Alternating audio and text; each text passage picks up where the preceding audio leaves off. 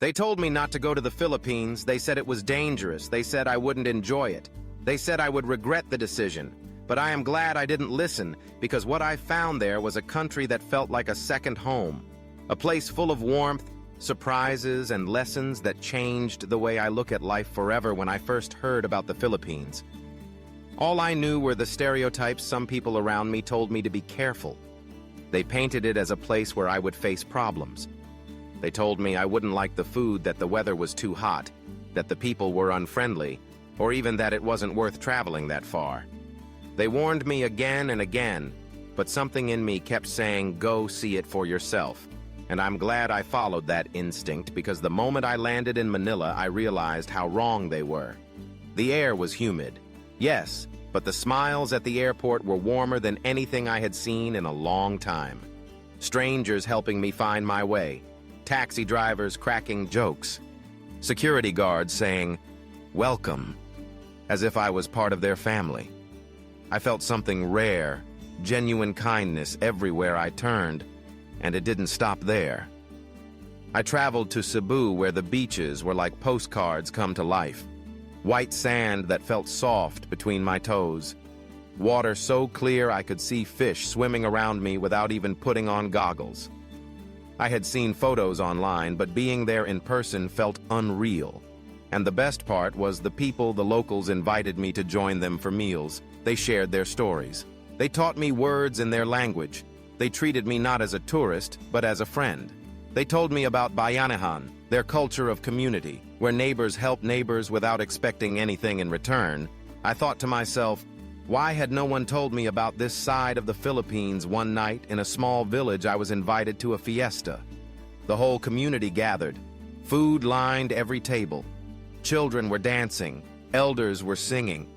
People I had met only hours earlier were offering me plates of lechon rice pancit and halo. It wasn't just about eating, it was about belonging. And that night I realized the Philippines is not just a destination. It's a feeling, a sense of home, far from home. But it wasn't only the culture and food that amazed me. It was also the beauty of the land. I climbed mountains where the sunrise painted the sky in orange and gold. I swam with whale sharks in Oslob, an experience that left me speechless. I went island hopping in Palawan, where limestone cliffs rose dramatically from emerald waters, and I remember standing on a boat looking around and thinking, no photo could ever capture this. No video could ever tell the whole story. You just have to be here and live it. But even more powerful than the views were the values I saw in the people back home. I often heard stories of corruption, poverty, or struggles in the Philippines. But when I walked the streets, I saw something different. Yes, life wasn't perfect, but the people faced challenges with laughter and resilience, even when things were hard. They smiled. They shared what little they had. They kept going with faith and hope. And that strength inspired me to appreciate my own life more. One time in Davao, a family I barely knew invited me to their house. They gave me food. They shared jokes. And when I asked why they were being so generous, the father simply said, because you are our guest. And in the Philippines, we treat guests like family. I carried that line with me, and I still do, because it wasn't just words, it was the truth. Everywhere I went, I experienced it. I also learned that Filipinos are some of the most talented people I have ever met, from singing to dancing to hospitality to medicine. They shine. I watched young kids sing karaoke with voices that could fill stadiums. I saw students excelling in school, dreaming of becoming doctors, engineers, teachers, and I realized how much potential this country holds, and yet how humble the people remain in Boracay. One local vendor told me I don't have much, but I'm happy because I have my family. And every sunset I get to see this view. It struck me deeply because sometimes we chase so much in life, money, status, fame, and yet here was someone teaching me that real happiness is simple family love and gratitude for what you have. Another thing that surprised me was the safety people had warned me endlessly. Be careful. Don't trust anyone. Watch your bag every second. But my experience was the opposite of that. Strangers returned my lost wallet. Tricycle drivers gave me fair prices. Kids guided me when I was lost. I'm not saying bad things never happen, but the narrative I was told before leaving was exaggerated, because what I found was kindness, honesty, and generosity, more often than not, of course. Like any country, there are challenges. Traffic in Manila was intense. Typhoons can hit hard. Poverty is visible in some areas, but even in the midst of these realities, the Filipino spirit shined bright. I realized that beauty is not the absence of hardship. It is the ability to rise above it. And the Philippines showed me that lesson more than anywhere else. I met foreigners who had come just for a short trip, but ended up staying for years. Some had married locals, others had started businesses or simply chosen to retire here. When I asked them why, they all gave the same answer: because the people make you feel alive.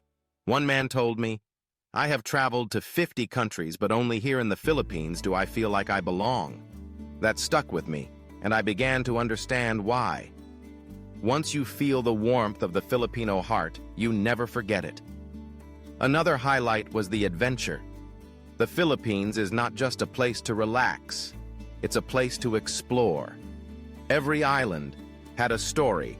Bohol with its chocolate hills and tarsiers, Vigan with its cobblestone streets and Spanish charm, Siargao with its surfers chasing waves, Banaue with its rice terraces carved by ancestors thousands of years ago.